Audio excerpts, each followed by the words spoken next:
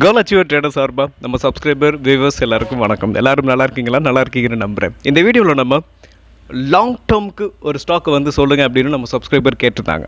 So நம்ம இந்த video பொறுத்த வரைக்கும் ஒரு லாங் டேர்ம் ஸ்டாக்கை ஃபுல்லாகவே உங்களுக்கு அனலைசிஸ் பண்ணுவோம். இது எல்லாமே எஜுகேஷன் பர்பஸ்க்காக நீங்கள் ட்ரேட் ஆர் இன்வெஸ்ட்மெண்ட் பண்ணணும்னா ஓன் அனாலிசிஸ் பண்ணிவிட்டு நீங்கள் இன்வெஸ்ட்மெண்ட் பண்ணுங்கள். நான் செபி ரிஜிஸ்டர் அட்வைசர் இல்லை. உங்களோட ஓன் அனாலிசிஸ் ரொம்ப இம்பார்ட்டன்ட். இந்த வீடியோ பொறுத்த வரைக்கும் எந்த ஸ்டாக்கு இங்கே வாங்குங்க விற்றுடுங்கன்ற எந்த விதமான சஜஷனும் கிடையாது. முழுக்க எஜுகேஷன் பர்பஸ்க்காக மட்டுமே. நீங்கள் பை ஆர் செல் பண்ணணும்னா நீங்கள் ஓன் அனாலிசிஸ் பண்ணிவிட்டு நீங்கள் உங்களோட ஓன் டிசிஷனை நீங்கள் மேக் பண்ணுங்கள். ஓகே, இந்த வீடியோ பொறுத்த வரைக்கும் நம்ம லாங் டேர்முக்கு ஒரு நல்ல ஸ்டாக்கை நம்ம பார்க்கணும். அதே சமயம் ஸோ இந்த ஸ்டாக் இருக்கக்கூடிய செக்டாரில் ஒரு லாங் டேர்ம் போர்ட்ஃபோலியோ அப்படின்னு பார்க்கும்போது அவங்க இருக்கக்கூடிய செக்டாரில் அவங்க லீடரில் இருக்கணும், இல்லை லீடர் பொசிஷனுக்கு வரக்கூடிய அந்த குவாலிட்டி அவங்கக்கிட்ட இருக்கணும், ஒரு யுனிக்யூ இருக்கணும், ஒரு தனித்தன்மை இருக்கணும் அவங்கக்கிட்ட. ஸோ அப்படிப்பட்ட ஒரு ஸ்டாக் தான் நம்ம இந்த வீடியோவில் பார்க்க போகிறோம். இவங்க இருக்கக்கூடிய செக்டார் அப்படின்னு பார்க்கும்போது ஆட்டோ ஆன்சிலரிங் ஸ்டாக். ஆட்டோ ஆன்சிலரிங் ஸ்டாக்னா இவங்க செய்யக்கூடியது வந்து உங்களுக்கு ஒரிஜினல் எக்யூப்மெண்ட் மேனுஃபேக்சர்ஸ். ஸோ ஒரு கம்பெனி இருக்குது, இப்போது நம்ம மாருதியே இருக்குதுன்னு வச்சுக்கோமே. மாருதி இருக்குது, அவங்க ஒரு டிசைன் பண்ணி கொண்டு வந்து அந்த கம்பெனிக்கிட்ட சொல்கிறாங்க, எங்களுக்கு இந்த மாடலில் வந்து ரெடி பண்ணி கொடுக்கணும். ஸோ ஒரிஜினல் அவங்க செய்கிறவங்க. ஸோ ரொம்ப முக்கியமான ஒரு பாயிண்ட் இது. நெக்ஸ்ட் அப்படின்னு பார்க்கும்போது India largest ancillary company.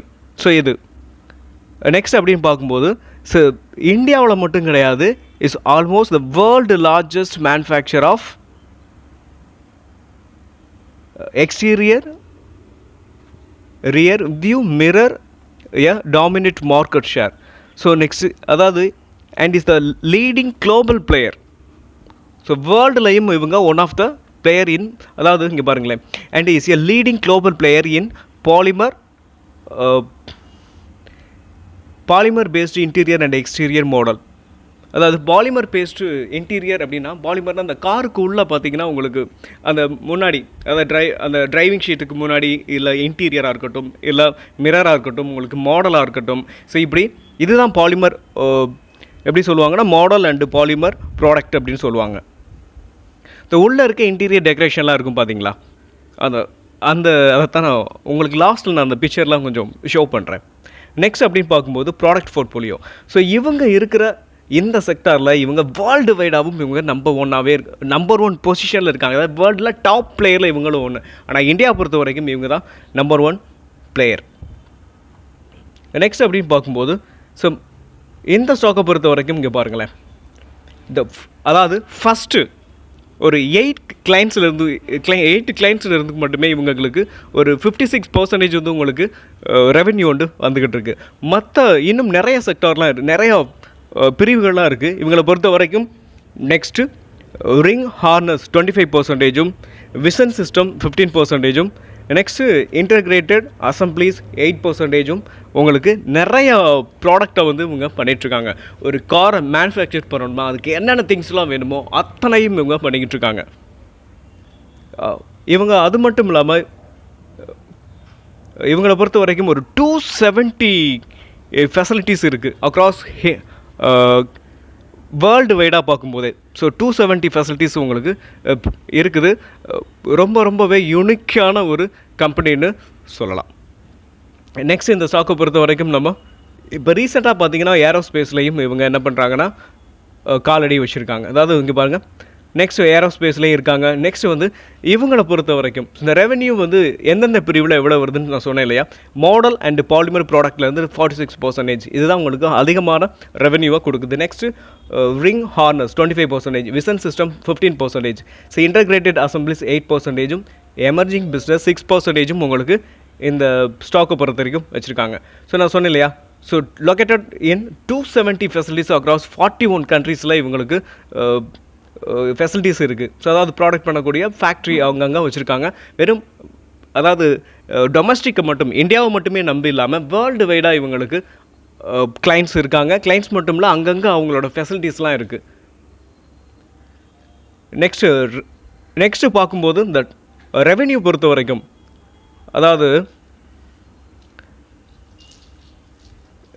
Revenue from few customer, கிட்டத்தட்ட டாப் 8 கஸ்டமர்ஸ்லேருந்து இவங்க 58% வந்து ரெவென்யூ வந்துக்கிட்டு இருக்குது. அதில் முக்கியமான கஸ்டமர் அப்படின்னு பார்க்கும்போது வாக்ஸ் வாகன்லேருந்து 9%.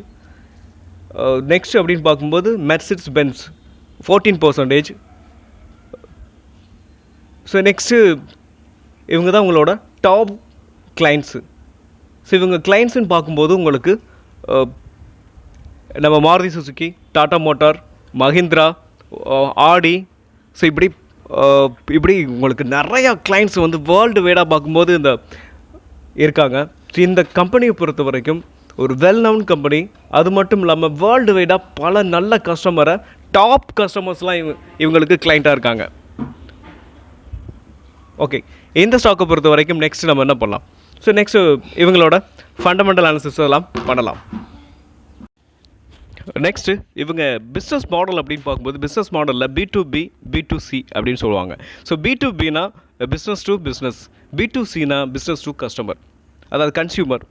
ஸோ கஸ்டமர் அப்படி வச்சுக்கலாம். ஸோ B2B சப்ளை தான், அதாவது பிஸ்னஸ் டு பிஸ்னஸ். ஸோ நான் சொன்ன மாதிரி இப்போ மாருதி சுசுக்கியாக இருக்கட்டும், ஸோ ஆடியாக இருக்கட்டும், ஸோ இவங்க வந்து அவங்களுக்கு தேவையான என்னென்ன ப்ராடக்ட் வேணுமோ அதை வந்து இவங்கக்கிட்ட என்ன பண்ணுவாங்கன்னா ஆர்டர் கொடுப்பாங்க. ஸோ அவங்க கேட்குற அந்த டிசைனை இவங்க பண்ணி கொடுப்பாங்க. ஸோ ஓகே, ஸோ இந்த கம்பெனியை பொறுத்த வரைக்கும் உங்களுக்கு இவங்க இருக்க செக்டாரில் இவங்க தான் நம்பர் 1. இந்தியாவை பொறுத்த வரைக்கும், வேர்ல்டை பொறுத்த வரைக்கும் ஒன் ஆஃப் த பெஸ்ட் கம்பெனிகளில் எதுவும் ஒன்று. ஓகே, நெக்ஸ்ட்டு வந்து இவங்களோட கிளைண்ட் லிஸ்ட்டு என்னென்ன கம்பெனிகள்லாம் இருக்குது அப்படின்றத நம்ம பார்க்கலாம். ஓகே, இந்த கம்பெனியோட டாப் கிளைண்ட் லிஸ்ட் யார் அப்படின்னு பார்த்துருவோமா? ஓகே, ஸோ ஒரு லிஸ்ட்டே இருக்குது. The Mercedes Benz, Audi, Volkswagen, BMW, Jaguar Land Rover and Porsche. Next other global automatic அப்படின்னு பார்க்கும்போது ஜென்ரல் மோட்டார், இது வந்து American company, Toyota, Hyundai, Renault. Next அப்படின்னு பார்க்கும்போது உங்களுக்கு இந்தியன் ஆட்டோமேட்டிவ் மார்க்கெட் அப்படின்னு பார்க்கும்போது நெக்ஸ்ட்டு பார்த்தீங்கன்னா so Maruti Suzuki, Tata motor, Ashok Leyland and Toyota. So commercial vehicle அப்படின்னு பார்க்கும்போது மீடியம் அண்ட் ஹை, அதாவது மீடியம் அப்படின்னு பார்க்கும்போது உங்களுக்கு ஸோ பெரிய மீடியம்னா உங்களுக்கு நார்மலாக இப்போ இந்த ஈச்சர், ஸோ ட்ரக்ஸு, ஸோ பெரிய கம்பெனிகளுக்கும் இவங்க பண்ணிக்கிட்டு இருக்காங்க. அப்படி பார்க்கும்போது North America, Europe, Brazil and China. Next அப்படின்னு பார்க்கும்போது ஸோ 2-வீலர் அண்டு ரெக்ரியேஷனல் வெஹிக்கிள் அப்படின்னா சப்ளைஸ் டு மேஜர் 2-வீலர் மேனுஃபேக்சர் லைக்ஸ் பயோகியா, அதாவது auto. So next Ducati, KTM and Yamaha. So 2-வீலர் பைக்குக்கும் இவங்க வந்து உங்களுக்கு பார்ட்ஸ்லாம் உங்களுக்கு செஞ்சு கொடுக்குறாங்க. நெக்ஸ்ட் அப்படின்னு பார்க்கும்போது இந்த மேனுஃபேக்சர்ஸ் ஆஃப் ட்ரெயின். ஸோ இது வந்து உங்களுக்கு எலக்ட்ரிக்கல் பிஸ்னஸ் இன்க்ளூடிங் உங்களுக்கு bodies, rolling stock business. Okay, நிறைய விஷயத்த இவங்க பண்ணிக்கிட்டு இருக்காங்க அப்படின்றது தெரியுது. ஓகே, மேஜராக பார்க்கும்போது இவங்க 4-வீலர், 2-வீலர் செக்மெண்ட்டில் இவங்க ரொம்பவே அக்ரெசிவாக இருக்காங்க. ஸோ இந்த ஸ்டாக்கை பொறுத்த வரைக்கும் வேறு லெவல் இருக்காங்க. ஸோ இந்த ஸ்டாக் வந்து உங்களுக்கு ஒரு நல்ல க்ரோத்தை வந்து கொடுக்கும் அப்படின்றதுல எந்த விதமான சந்தேகமும் கிடையாது. ஸோ உங்களோட கிளைண்ட் லிஸ்ட்டாக இருக்கட்டும், டாப் கிளைண்ட் லிஸ்ட்டை இவங்க வந்து வச்சுருக்காங்க. ஒரு பிஸ்னஸ் அப்படின்னு பார்க்கும்போது இந்தியாவை மட்டும், அதாவது சம்டைம்ஸ் பார்த்தீங்கன்னா இப்போது இந்த அதாவது ஆமாம் ஆட்டோமொபைல் ஸ்டாக்கு பொறுத்த வரைக்கும் ஒரு 2 வருஷம் முன்னாடி வந்து பார்த்திங்கன்னா நம்ம செமிகண்டக்டர் ஷார்ட்டேஜால் உங்களுக்கு டவுன் சைடில் இருந்துச்சு. ஆனால் இந்த மதர்சனை பொறுத்த வரைக்கும் இந்த மாதிரியான ஒரு ரெவென்யூ கம்மியாகக்கூடாது தான் வேர்ல்டு வைடாகவே இவங்க என்ன பண்ணியிருக்காங்கன்னா இவங்களுக்கு சேல்ஸ் இருக்குது. ஸோ வேர்ல்டு வைடாக இவங்களுக்கு ஃபேக்ட்ரிஸ் இருக்குது. நம்ம பார்த்த மாதிரி சைனா, USA இருக்குது. ஸோ உங்களுக்கு ஜெர்மன், இப்படி பல கண்ட்ரீஸில் இவங்களுக்கு தேவையான ஃபெசிலிட்டிஸ்லாம் இருக்குது. இங்கே வந்து அதாவது டொமஸ்டிக்கில் பொறுத்த வரைக்கும் இவங்களோட ரெவென்யூ குறைஞ்சாலும் ஸோ இதை ஈக்குவல் பண்ணுறதுக்காக வேர்ல்டு வைடாக அவங்க என்ன பண்ணுவாங்க, ஸோ அவங்களோட ரெவென்யூ அங்கேருந்தும் வரும். ஸோ அதனால் இந்த கம்பெனியை பொறுத்த வரைக்கும் ஒரு ஸ்டேபிளான ஒரு நல்ல க்ரோத்தை கொடுக்கக்கூடிய ஒரு கம்பெனி அப்படின்றத நம்மளால் புரிஞ்சிக்க முடியும். ஸோ நெக்ஸ்ட்டு வந்து நம்ம என்ன பண்ணலாம்னா, ஸோ இவங்க நெக்ஸ்ட்டு பொறுத்த வரைக்கும் நம்ம இவங்களோட ஃபண்டமெண்டல் அனாலிசிஸை பண்ணிடுவோம். ஃபண்டமெண்டல் அனாலிசிஸ் முடிச்சுட்டு அதுக்கப்புறம் நம்ம டெக்னிக்கல் அனாலிசிஸை பார்க்கலாம்.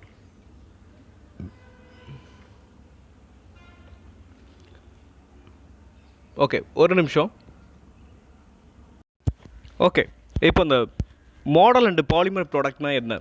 ஸோ அப்படின்றத நம்ம கொஞ்சம் பார்த்துடலாம். ஸோ இந்த காரோட டிசைனிங், ஸோ இன்டீரியராக இருக்கட்டும் இல்லை எக்ஸ்டீரியராக இருக்கட்டும், சரி அங்கே இருக்கிற அந்த டிசைனிங்லாம் கூட இவங்க தான் பண்ணுறாங்க. இதில் இருந்தால் இவங்களுக்கு ஹையஸ்ட் ரெவென்யூ 46% வந்து வருது. ஸோ அதை பிக்சர்லாம் நான் உங்களுக்கு கொஞ்சம் காட்டுறேன்.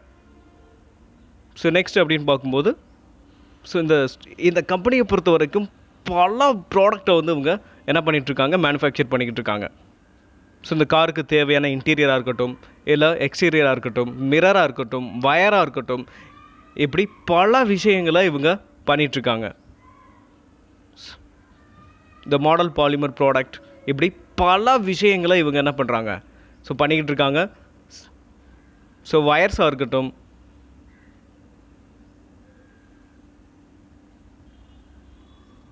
ஓகே. இப்போ நம்ம வந்து இவங்களோட இந்த ஸ்டாக்கோட ஃபண்டமெண்டல் அனாலிசிஸை நம்ம நெக்ஸ்ட். ஓகே, இந்த ஸ்டாக்கோட name Samvardhana Motherson International Limited. Okay, இந்த ஸ்டாக்கை பற்றி நான் ஏன் ஃபஸ்ட்டே நேமை சொல்லலை அப்படின்னா, சில பேர் பார்த்தீங்கன்னா நேமை மட்டுமே பார்த்துட்டு போய் அவங்க ட்ரேட் பண்ணுறதுக்கூட வாய்ப்புகள் இருக்குது. ஸோ அதனால் நம்ம பண்ண அனாலிசிஸை கொஞ்சம் காதில் அவங்களும் கொஞ்சம் அப்சர்வ் பண்ணினாங்க அப்படின்னா அது கொஞ்சம் புரியும். அப்படின்றதுனால தான் நான் உங்களுக்கு வெளிப்படையாக சொல்ல. இருந்தாலும் ஒரு சில இடங்களில் நீங்கள் பார்த்துருக்கக்கூடும். இப்போ லாஸ்ட்டில் உங்களுக்கு அந்த பிக்சர் பாலிமர் ப்ராடக்ட் அந்த பிக்சர் காட்டும்போது நீங்கள் பார்த்துருக்க முடியும். ஓகே, நெக்ஸ்ட் இந்த ஸ்டாக்கை பொறுத்த வரைக்கும் ஃபண்டமெண்டல் எந்த அளவுக்கு இருக்குது அப்படின்றத நம்ம இப்போ பார்த்துருவோமா. ஓகே, மார்க்கெட் கேபிட்டல் 1,11,233 கோடி. Stock BE 32.9. நெக்ஸ்ட் இந்த பிஇயை பொறுத்த வரைக்கும் இண்டஸ்ட்ரி பியோட நம்ம என்ன பண்ணுறோம், கம்பேர் பண்ணணும். அப்படி பார்க்கும்போது 33.4. ஸோ கிட்டத்தட்ட ஸ்லைட்லி கம்மியாக இருக்குது. ஸோ என்னை பொறுத்த வரைக்கும் பிஇ வந்து உங்களுக்கு இண்டஸ்ட்ரி பியோட கம்பேர் பண்ணும்போது ஆவரேஜாக இருக்குது. நெக்ஸ்ட் ஆர்ஓசி அப்படின்னு பார்க்கும்போது 13.7%, ROE 12.2% இருக்குது. ஸோ இந்த ஸ்டாக்கை பொறுத்த வரைக்கும் மாடரேட்டாக இருக்குது. நெக்ஸ்ட் அப்படின்னு பார்க்கும்போது இந்த ஸ்டாக்குக்கு டெப்ட் இருக்கான்னு பார்க்கணும். ஸோ டெப்ட் பொறுத்த வரைக்கும் 0.49 இருக்குது. ஸோ இது வந்து உங்களுக்கு ஒரு ஃபண்டமெண்டல் அதாவது டெப்ட்டை பொறுத்த வரைக்கும் உங்களுக்கு ஆவரேஜாக இருக்குது. ஸோ டெப்ட்டை பற்றி பிரச்சனை இல்லை. நெக்ஸ்ட் அப்படின்னு பார்க்கும்போது இவங்களோட நம்ம வந்து லாங் டேர்ம் அப்படின்னு பார்க்கும்போது புக் வேல்யூ பொறுத்த வரைக்கும் 33 இருக்குது. ஸோ இப்போது கிட்டத்தட்ட பார்த்தீங்கன்னா ஒரு 3 times or 4 times வந்து உங்களுக்கு புக் வேல்யூவோட அதிகமாக ட்ரேட் ஆகிட்டுருக்கு. நெக்ஸ்ட் அப்படின்னு பார்க்கும்போது முக்கியமான ரேஷியோக்களில் நெக்ஸ்ட் பார்த்தோம் அப்படின்னா டிவிடெண்டும் கொடுக்குறாங்க. டிவிடெண்ட் ஈல்டு பார்த்தீங்கன்னா 0.54, பெக் ரேஷியோ 0.55. உங்களுக்கு லாங் டேர்மில் ஒரு ஸ்டாக்கை வாங்க போகிறோம்னா பெக் ரேஷியோ ரொம்ப ரொம்ப இம்பார்ட்டன்ட். அதாவது 1க்கு கீழே இருந்துச்சு அப்படின்னா அந்த ஸ்டாக் வந்து வளரக்கூடிய ஸ்டாக் அப்படின்னு நம்மளால் புரிஞ்சுக்க முடியும். ஸோ நெக்ஸ்ட்டு கரண்ட் ரேஷியோ பொறுத்த வரைக்கும் 1க்கு மேலே இருக்கணும். ஸோ கரண்ட் ரேஷியோ அப்படின்னா ஒரு குறுகிய கால கடனை அடைக்கக்கூடிய கேப்பபிலிட்டி அவங்கக்கிட்ட இருக்குதா, பணமாவோ இல்லை ஏதாவது சொத்தாவோ விரைவில் மாற்றக்கூடிய அசட். ஸோ அதை தான் வந்து அவங்க கரண்ட் ரேஷியோ அப்படின்னு சொல்லுவாங்க. ஸோ ஒரு வருஷத்துக்குள்ளே அடைக்கக்கூடிய அந்த கேப்பபிலிட்டி இந்த ஸ்டாக்குக்கு இருக்கா அப்படின்னு பார்த்தா இந்த கம்பெனிக்கு கண்டிப்பாக இருக்குது. ஸோ 1க்கு மேலே வச்சுருக்காங்க. நெக்ஸ்ட்டு பார்க்கும்போது குயிக் ரேஷியோ பொறுத்த வரைக்கும் இந்த ஸ்டாக்கை பொறுத்த வரைக்கும் 1க்கு மேலே இருக்கணும்னு சொல்லுவாங்க. ஸோ ஸ்லைட்லி கம்மியாக இருக்குது. ஏதாவது ஒரு சில பேராமீட்டர்ஸ் வந்து உங்களுக்கு அதாவது கொஞ்சம் கம்மியாக இருக்கலாம். ஸோ நம்ம அதாவது எப்படின்னா ஒரு 10 பேராமீட்டரில் ஒரு 1 or 2 உங்களுக்கு கம்மியாக கூட இருக்கலாம். ஸோ அதனால் எந்த இஷ்யூவும் இல்லை. என்னை பொறுத்த வரைக்கும் நம்ம இந்த ஸ்டாக்கை உங்களுக்கு ஃபுல்லாகவே அனாலிசிஸ் பண்ணியிருப்போம். இவங்களோட ரெவென்யூ எங்கேருந்து வருது, என்னென்ன பண்ணுறாங்க, கிளைண்ட் லிஸ்ட் யார் அப்படின்ற மொத்த டீட்டெயிலையும் நம்ம இந்த ஸ்டாக்கை பொறுத்த வரைக்கும் அனாலிசிஸ் பண்ணியிருப்போம். ஓகே, நெக்ஸ்ட்டு வந்து ரொம்ப முக்கியமான பேராமீட்டர்னு பார்க்கும்போது டெப்ட் பார்த்துட்டோம். ஸோ புக் வேல்யூவும் பார்த்துட்டோம். புக் வேல்யூ பொறுத்த வரைக்கும் இருக்குது பார்த்தீங்களா, 3 டைம்ஸ்க்கு மேலே உங்களுக்கு இந்த ஸ்டாக்கை பொறுத்த வரைக்கும் இருக்குது. அது மட்டும் இல்லாமல் இந்த ஸ்டாக்கை நம்ம வந்து நெக்ஸ்ட் என்ன பண்ணலாம்னா உள்ளே போயிட்டு இவங்களோட பியர்ஸ் யார் அப்படின்றதையும் நம்ம பார்த்துடலாமா. ஸோ பியர்ஸை பொறுத்த வரைக்கும் இவங்களுக்கு போஷ் இருக்காங்க. ஸோ பியர்ஸ் நெக்ஸ்ட்டு யூனோ மிண்டோலாம் இவங்களுக்கு பக்கத்தில் வர்றதுக்கான வாய்ப்புகள் ரொம்ப கம்மி. யூனோ மிண்டோவும் கிட்டத்தட்ட பார்த்திங்கன்னா ஒரு 71,000 கோடி ஒரு நல்ல கம்பெனி தான் போல இருக்குது. ஸோ நெக்ஸ்ட்டு பாரத் ஃபோர்ஜ் என்னை பொறுத்த வரைக்கும் இவங்களோட காம்படிட்டர் அப்படின்னு பார்க்கும்போது போஷ் வர்றதுக்கான வாய்ப்புகள் இருக்குது. ஸோ மார்க்கெட் கேபிடேஷன் பொறுத்த வரைக்கும் ஈக்குவலாக வராங்க. ஸோ நெக்ஸ்ட்டு இவங்களோட என்னை பொறுத்த வரைக்கும் இந்த போஸ் கூட இவங்க அளவுக்கு வர்றதுக்கான வாய்ப்புகள் ரொம்ப ரொம்ப கம்மி. ஸோ இவங்க வேர்ல்டு வைடாகவும் ரொம்பவே ஒரு ஸ்ட்ராங்கான கம்பெனி. இவங்களோட ரெவென்யூ இந்தியாவில் இருந்து மட்டும் கிடையாது, வேர்ல்டு வைடாகவும் இருந்தும் வருது. ஓகே, நெக்ஸ்ட் இவங்களோட ப்ராஃபிட் அண்ட் லாஸ் ஸ்டேட்மெண்ட்டை நம்ம பார்த்துடலாம். ப்ராஃபிட் அண்ட் லாஸ் ஸ்டேட்மெண்ட் பொறுத்த வரைக்கும் உங்களுக்கு அவங்களோட ரெவென்யூ, அதாவது ஒரு கம்பெனி வந்து லாங் டேர்மில் நம்ம வாங்க போகிறோன்னா அவங்க இயர் ஆன் இயர் பார்க்கும்போது அவங்களோட ரெவென்யூ கூடணும். அதே சமயத்தில் ரெவென்யூ மட்டும் கிடையாது, அவங்களுடைய ப்ராஃபிட்டும் கூடணும்.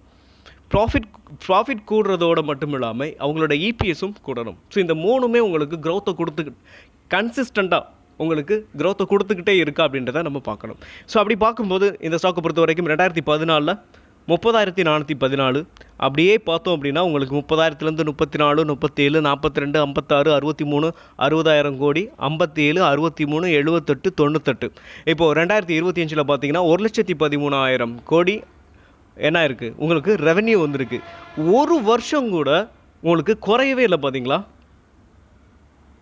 ஸோ எந்த அளவுக்கு வெல் நோன் கம்பெனி அப்படின்றத நம்மளால் புரிஞ்சுக்க முடியும். நெக்ஸ்ட் இவங்க ரெவென்யூ நல்லா வருது, ப்ராஃபிட் அந்தளவுக்கு வச்சுருக்காங்களா, ப்ராஃபிட் அந்தளவுக்கு அவங்க எடுத்திருக்காங்களா அப்படின்னு நம்ம பார்த்துடலாமா?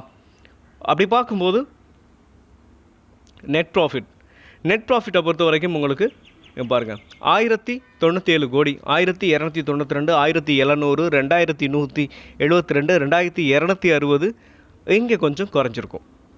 அதாவது 2098, 1,294 ரெவென்யூ வந்து அவங்களுக்கு குறையலை, ஆனால் உங்களுக்கு ப்ராஃபிட் குறைஞ்சிருக்கு. அப்படின்னா இதுக்கான என்ன ரீசன்னா, இவங்க ப்ராடக்ட் பண்ணக்கூடிய அந்த திங்ஸு அவங்க பர்ச்சேஸ் பண்ணுவாங்களா, அந்த திங்ஸுக்கான விலை அதிகமாக இருக்கும். ஸோ அந்த ரீசனால் இவங்களுக்கு என்ன இருக்கும், அந்த விலை அதிகமானதுனால இவங்களோட ப்ராஃபிட்டில் வந்து உங்களுக்கு அது அஃபெக்ட் ஆகிருக்கும். ஸோ அந்த ரீசனால் தான் உங்களுக்கு குறைஞ்சிருக்கும்.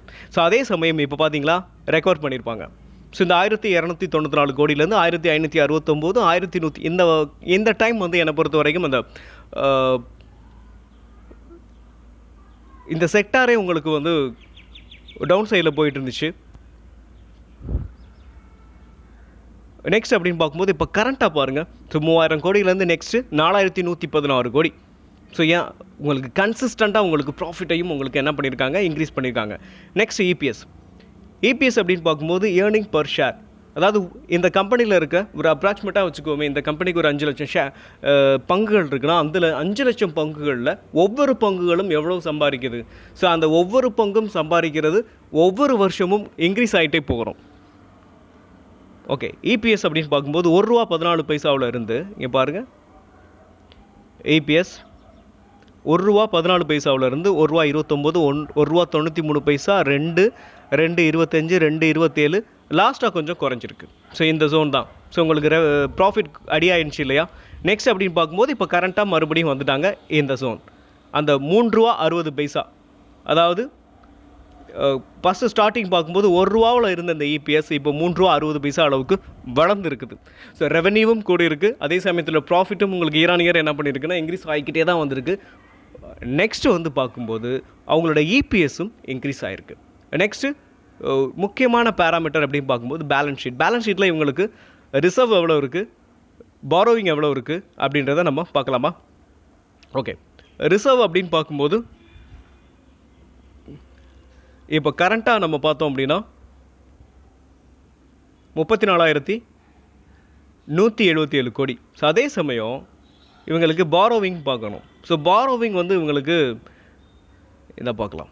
இந்த லாஸ்ட்டாக இப்போ கரண்ட்டாக பார்க்கும்போது 17,000, அதாவது இவங்களோட ரிசர்வ் அப்படின்னு பார்க்கும்போது 34,177 கோடியும், ஸோ பாரோவிங் 17,222 கோடியும் இருக்குது. ஸோ இவங்களால் நினச்சா அப்படின்னா இவங்களோட சேவிங்ஸில் இருந்தே அவங்கக்கிட்ட இருக்க ரிசர்வில் இருந்தே அவங்களால ஈஸியாக இந்த பாரோவிங்கை வந்து கடனை வந்து ஈஸியாக அடைச்சிட முடியும் இல்லையா? ஸோ அதனால் எந்த ஒரு இஷ்யூவும் என்னை பொறுத்த வரைக்கும் இந்த ஸ்டாக்கை பொறுத்த வரைக்கும் இல்லை. நெக்ஸ்ட் நம்ம முக்கியமான பார்க்கக்கூடிய ரேஷியோ அப்படின்னு பார்க்கும்போது இவங்களோட ப்ரொமோட்டர் ஹோல்டிங் எந்த அளவுக்கு இருக்குது அப்படின்றத நம்ம பார்க்கணும். ஸோ ப்ரொமோட்டர் ஹோல்டிங் அப்படின்னு பார்க்கும்போது ஓகே 68 ஸ்டார்டிங்கில் வச்சுருந்துருக்காங்க. ஸோ இப்போது கொஞ்சம் குறைஞ்சிருக்கு. இந்த லாஸ்ட் 2025 செப்டம்பரில் பார்க்கும்போது 48.58% இருக்குது.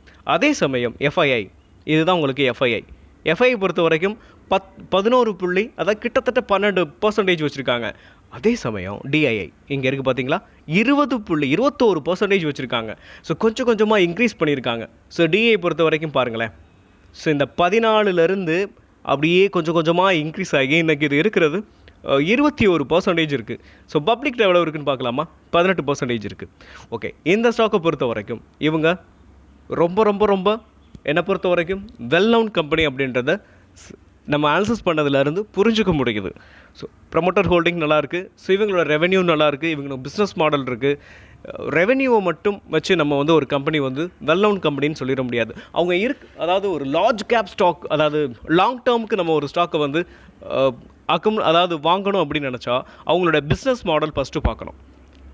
அவங்களோட பிஸ்னஸ் மாடலை பொறுத்த வரைக்கும் ஒரு ரொம்ப சூப்பர் ஒரு நல்ல செக்டாரில் இருக்காங்க. ஸோ இது மட்டும் இல்லாமல் இவங்க ஈவி செக்டார்லையும் இப்போ என்ன பண்ணியிருக்காங்க, இவங்க ஈவி செக்டார்லையும் இவங்க இருக்காங்க. ஸோ நெக்ஸ்ட்டு ஈவிக்கு தேவையானதையும் இவங்க ப்ராடக்ட் பண்ணிகிட்ருக்காங்க. ஸோ இப்போ கரண்ட்டாக பார்த்தீங்கன்னா இந்த ஈவிக்கு நெக்ஸ்ட்டு வந்து பார்க்கும்போது இந்த பெட்ரோலியம் அப்படின்றது ஒரு குறிப்பிட்ட வருஷத்தில் முடிஞ்சிடும். அதுக்கப்புறம் ஃபுல் அண்ட் ஃபுல் ஈவியாக தான் இருக்கும். ஸோ ஈவிக்கு தேவையான பல ப்ராடக்டையும் இவங்க பண்ணிக்கிட்டு இருக்காங்க. இந்த ஸ்டாக்கை பொறுத்த வரைக்கும் ஒரு லாங் டேர்முக்கு ஒர்த்தான ஸ்டாக். ஸோ அப்படின்றத நம்மளோட அனாலிசிஸ்லேருந்து நம்மளால் புரிஞ்சுக்க முடியும். நெக்ஸ்ட் நம்ம டெக்னிக்கலாக இப்போது கரண்ட்டாக இந்த ஸ்டாக் எப்படி இருக்குது அப்படின்றத நம்ம பார்த்துடலாம்.